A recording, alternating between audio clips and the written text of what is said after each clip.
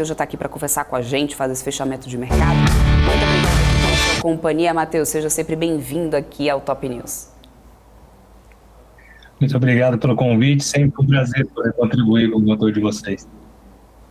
Maravilha. Matheus, deixa eu começar falando sobre o Brasil. Estava até batendo papo com o Marco aqui, né, sobre os Estados Unidos, mas deixa eu começar aqui pelo Brasil contigo. A gente teve esse dado aí de IPCA essa semana, foi o que incentivou esse rally que a gente acompanhou aqui na Bolsa essa semana. E muito já vem se falando, né, o mercado até precificando também, os prováveis cortes na taxa básica de juros. Esse cenário dessa deflação que a gente acompanhou agora nesses dados divulgados, muda alguma coisa da expectativa de vocês, Enem Empíricos, em relação a essa taxa básica de juros? Você acha que esse dado, mesmo com o núcleo que a gente teve, é o suficiente para o Copom já mudar essa estratégia e já começar esses cortes aí nos juros que são tão esperados e estão sendo tão cobrados, inclusive, por esse governo atual?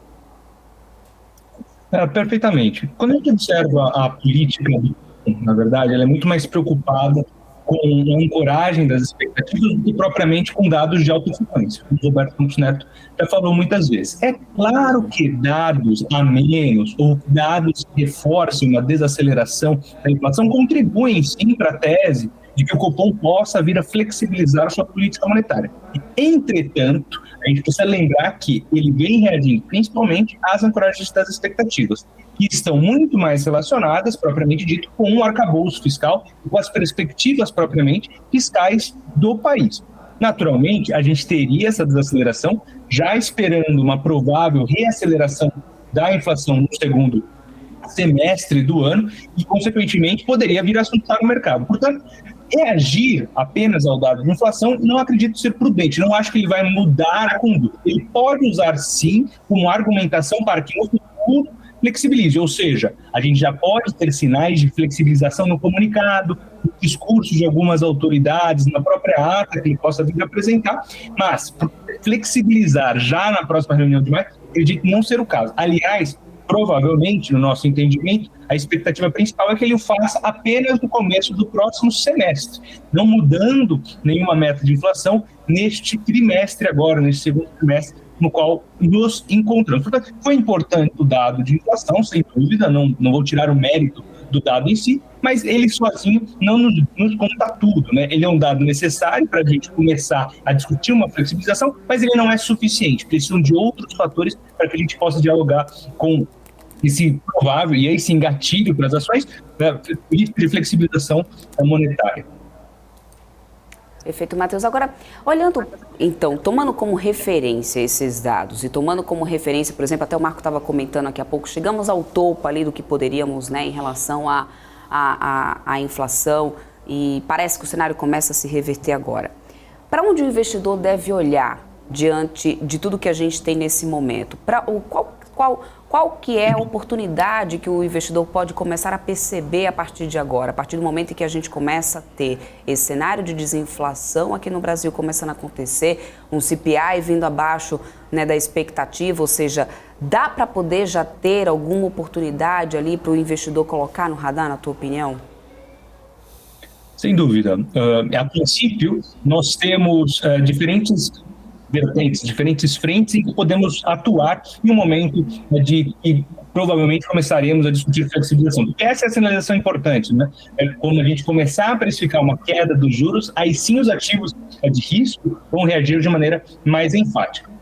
Acontece que, em grande parte, a gente tem algumas frentes de atuação muito relevantes no Brasil. A primeira delas é que o juro, apesar de começar a cair, provavelmente no segundo semestre, ele vai continuar elevado. Então, o investidor ainda pode se valer de um caixa avantajado que renda no Tesouro Selic, né?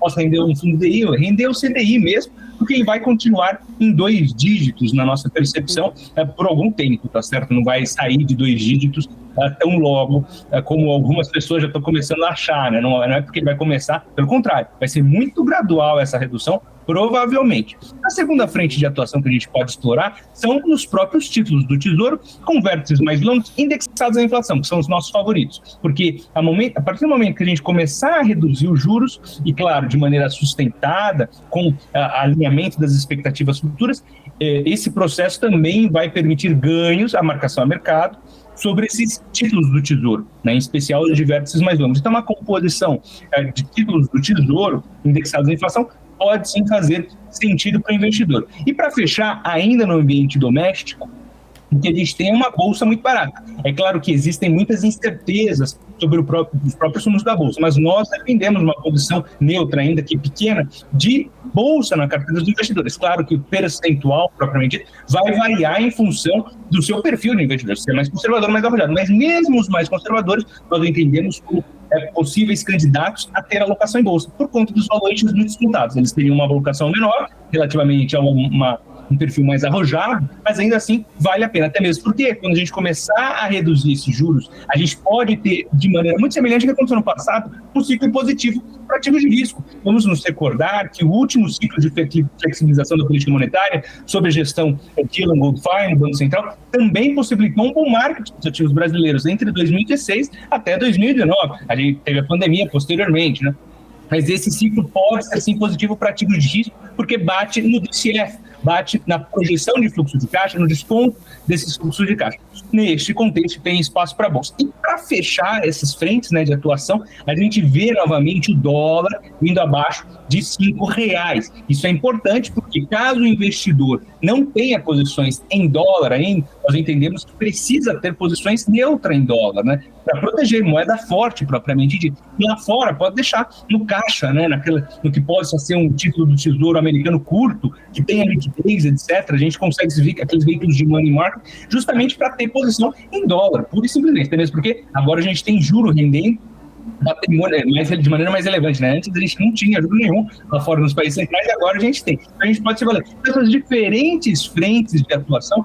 O investidor, mesmo investidor de varejo, tem muitas oportunidades neste momento para construir uma carteira balanceada, diversificada, com responsabilidade, porque o cenário é incerto, a gente não pode ser ingênuo também. O país passa por um momento delicado, o mundo pode entrar por uma recessão. Ouviu o Saravalli falando anteriormente, de maneira brilhante, ele colocou o fato de que não sabemos a profundidade e a duração da recessão. O pessoal sabe, vai ter uma recessão, pode ser uma recessão leve, não necessariamente vai ser uma recessão profunda e duradoura, né? Pode ser uma breve recessão, como foi colocado na ata do FED. Então, um momento de incerteza, então a diversificação deve ser privilegiada.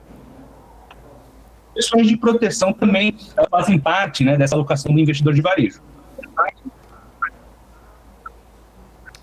Perfeito. Matheus, deixa eu trazer aqui para esse nosso papo ele, o senhor Marco Saravalli, que está por aqui para poder fazer parte aqui desse fechamento de mercado. Ele também tem perguntas para você. Marco.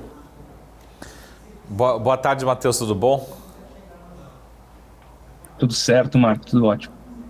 O Matheus, eu vou começar de trás para frente. Eu ia deixar essa pergunta para o final, mas como você tocou no ponto do câmbio agora, acho que está todo mundo ansioso, né, em relação a câmbio. E eu vou começar pela pergunta mais fácil que tem em relação ao câmbio. Não é o preço do câmbio, não é o patamar, mas no sentido de que quem está determinando o nosso câmbio agora no curto prazo, né? É um fator único e exclusivamente externo, é um fator único e exclusivamente interno, né? Para quem a gente dá o benefício ou a crítica, né, em relação a furar esse patamar psicológico de R$5 agora no curto prazo, né? Perfeitamente, excelente pergunta. Eu entendo que o câmbio hoje ele esteja mais responsivo ao ambiente doméstico. Então, quando a gente pensa em câmbio, né, é sempre muito difícil cravá-lo, né? Os economistas adoram projetar câmbio e adoram errar também essa projeção. Porque, na verdade, é muito difícil, porque ele é vítima de diferentes variáveis. A gente tem um câmbio de equilíbrio, entre aspas, que colocaria em equilíbrio a balança de pagamentos, mas também sobre este valor, quanto vai ser? Depende do modelo, né? São modelos bem robustos, muitas vezes, mas estaria entre 4,70 e 4,80. Só que sobre esse valor, a gente tem vários ruídos, dos quais se destacou ao longo dos últimos anos o CDS, né? Risco país. Então, quando esse CDS arrefece, a gente tem um ganho relativo da nossa moeda, fica menos arriscado o Brasil. E uma segunda frente de atuação, né, além dessa ambientação doméstica um pouco mais positiva, é a própria força do dólar. Aqui a gente pode medir pelo DXY. Ano passado foi um momento de dólar muito forte no mundo, o DXY ganhando muito espaço. E a gente observou o DXY, na verdade, devolvendo há alguns meses parte desses ganhos. Ele tentou novamente se tornar mais robusto no início desse ano e já devolveu boa parte do que ele tinha caminhado. Neste contexto, se a gente entender que os Estados Unidos deixem de de juros, né, deixe de ser atrativo esse fluxo todo que a gente estava indo. Até mesmo entre uma recessão, não seja necessariamente uma recessão global, ou uma recessão muito profunda, a gente pode ter continuidade dessa fraqueza relativa, né, não fraqueza absoluta do DXY, do dólar, isso sim dando mais espaço para o real. Claro que também, mais recentemente, a gente viu as commodities ganhando espaço. E força de commodities também traz impacto. Mas, na minha concepção, em primeiro lugar, a própria ambientação doméstica, com a evolução dos prêmios da curva de juros, com a evolução dos prêmios no CDS, propriamente dito, que vinham ganhando espaço com essa crise fiscal, e agora também a fraqueza do dólar. Essas duas frentes seriam as principais, no meu entendimento, que explicariam, né, o dólar de novo abaixo de R$5. Perfeito. Matheus, eu quero agradecer bastante aqui a tua participação conosco. É muito bom sempre ter vocês por aqui para poder fazer esse fechamento do mercado junto com a gente. Esperamos contar com vocês sempre. Forte abraço para você e para todo o time da Empíricos. Muito obrigado. Um excelente final de semana. Obrigado. Muito obrigada.